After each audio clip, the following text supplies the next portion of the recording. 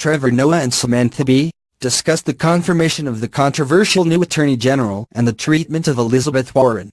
Late-night hosts took aim at the recent developments in the White House, from the confirmation of Jeff Sessions to the Nordstrom controversy. On The Daily Show, Trevor Noah discussed the furor surrounding Elizabeth Warren being silenced when she tried to read a letter from Coretta Scott King. "This is the absurdity of the Senate," he said.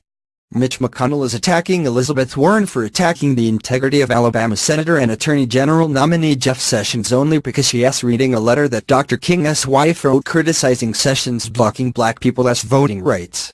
And that is apparently against the rules.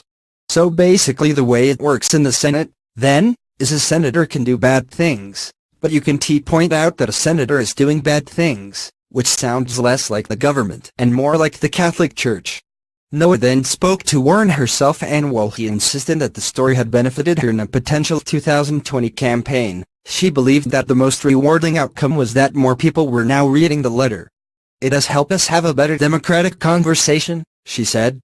Noah also spoke about Nordstrom's decision to drop Ivanka Trump's failing fashion line, a choice made because of poor sales that some believe is associated with her father's policies.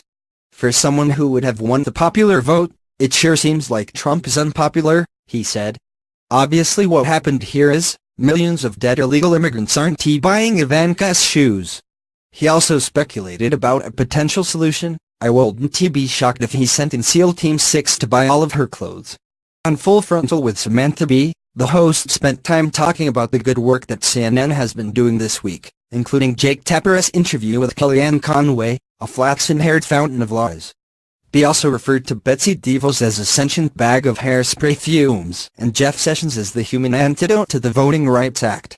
She also played footage from CNN's debate between Bernie Sanders and Ted Cruz on the future of healthcare, a battle between the socialist and the Slytherin. "I can honestly say I would give my left tit to have either one of you mansplaining pricks in the White House right now," she said. B also discussed Trump's decision to restrict funding to sanctuary cities and the absurd way that Fox tends to cover them.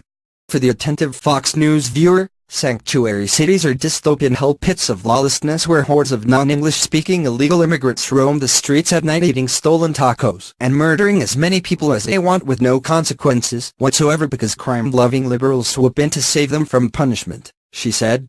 But she pointed out that these cities tend to have lower crime rates, and that in New York in particular, police have been preoccupied by having to guard Trump Tower and the wife that Trump is too proud to divorce. She went on, "Threatening to withhold money from sanctuary cities makes as much sense as Macaulay Culkin's parents trying to dock his allowance." On The Late Show, Stephen Colbert started by also taking aim at Jeff Sessions, referring to him as Trump's Attorney General and baby grandpa hybrid. He went on to talk about the decision to silence Warren, joking, "It is all part of the GOP's February message, Happy Black History Month, now shut up about the bad stuff, keep it light." He also spoke about the absurdity of letting the male members of the Senate read parts of the letter while Warren was denied.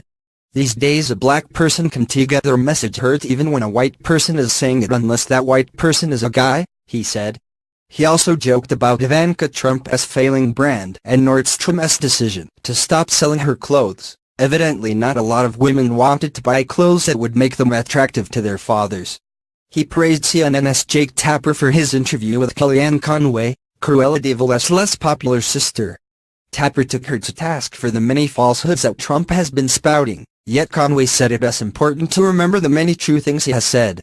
"It is like, excuse me, officer, there are many times that I drive when I am not drunk," Colbert said. On Late Night with Seth Meyers, he referred to the Nordstrom troubles and claimed, AutoZone also announced they'll no longer carry Eric and Donald Jr. as hair grease. He then referenced another protest by New York students against Trump. "Is protesting just going to be a part of our daily lives now?" he asked. "How do you think Michelle Obama feels that Trump has gotten more kids outside in 19 days than she did in 2 terms? She devoted 8 years to getting young people exercising. Without even trying, Trump has them walking 100 city blocks a day." He detailed the latest indication that Americans are failing to support their new president. The latest polls show President Trump has an approval rating in the low 40s, which means he is probably about to dump it for one in the low 20s, he said. He also joked about a recent revelation about Trump's sleeping patterns. In the recent interview, President Trump revealed that he has only been sleeping 4 or 5 hours a night, while Ben Carson has still been getting a solid 24, he said. On The Tonight Show, Jimmy Fallon continued the Nordstrom theme, while Trump is tweeting about a department store. A lot of people are wondering what the return policy is for presidents. He also brought up the controversial travel ban and Trump's continued defense of it. Earlier today he defended the ban by saying even a bad high school student would support it.